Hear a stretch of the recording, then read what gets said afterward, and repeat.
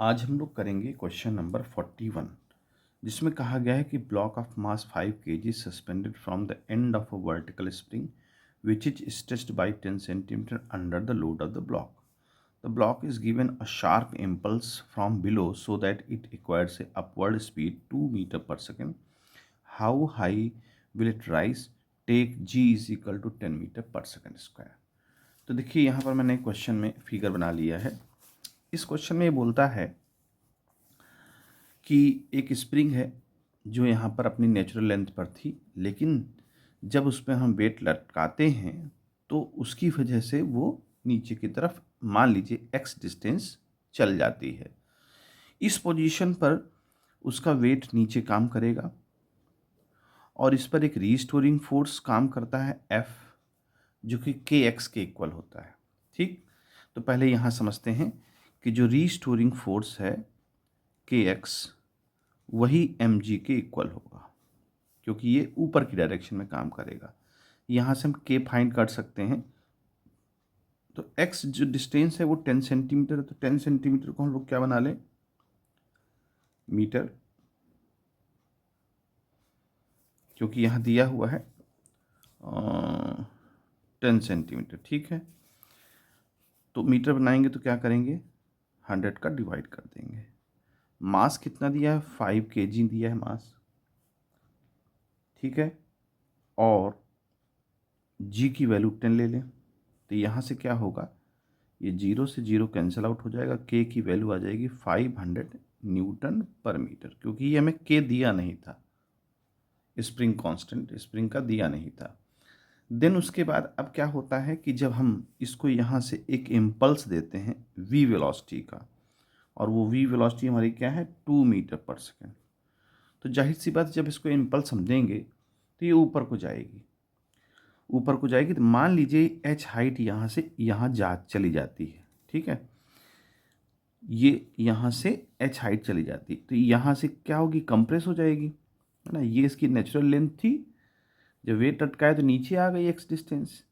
अब मान लीजिए ये ऊपर जाती है, ठीक है, तो ऊपर जाती है तो यहाँ इसकी नेचुरल लेंथ जो ये थी इससे कितना ऊपर जाती है, तो पूरी हाइट हमने बताया कि h हाइट जा रही है यहाँ से, इस पोजीशन से, और यहाँ से वो h हाइट जब ऊपर जाती है तो इतना डिस्टेंस कितना चली, कंप्रेस्ड पोजीशन पे, यहाँ कंप्रेस्ड पोजीशन पे जो इसने डिस्टेंस चली वो h माइनस एक्स होगी। ये पूरी h है, ये x है, तो इतना हो गई h माइनस एक्स।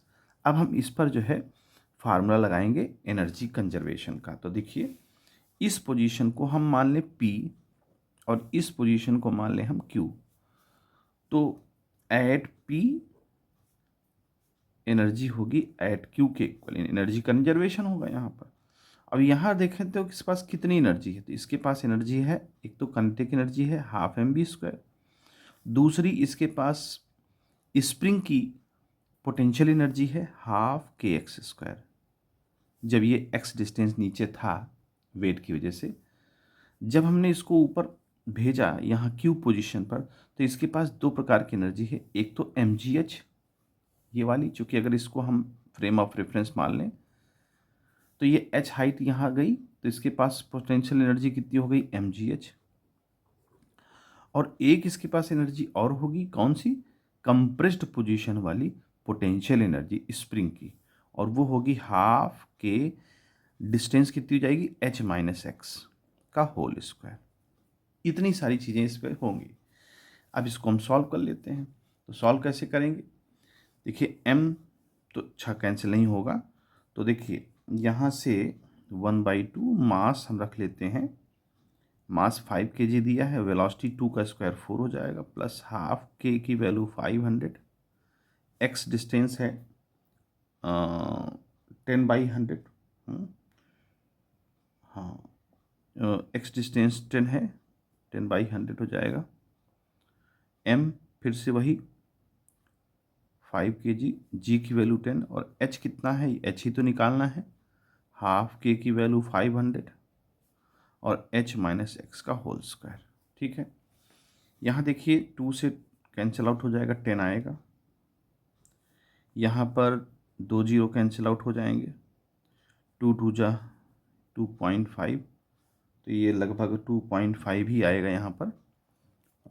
एक सेकंड देखते हैं, यहाँ पर स्क्वायर था, देखिए यहाँ गलती हो रही थी, 10/100 का स्क्वायर। तो जब ये सॉल्व होगा तो ये आ जाएगा आपका 2.5, ठीक है। देन उसके बाद ये आ जाएगा 50H, और प्लस इसको करेंगे तो ये आ जाएगा हमारा 250, 500 से डिवाइड होगा तो 250, और H माइनस एक्स, यानी x हमारा कितना है 1/10, क्योंकि 10/100 लिखेंगे, x 10 है ना, तो 10/100 मीटर बनाएंगे तो ये हो जाएगा।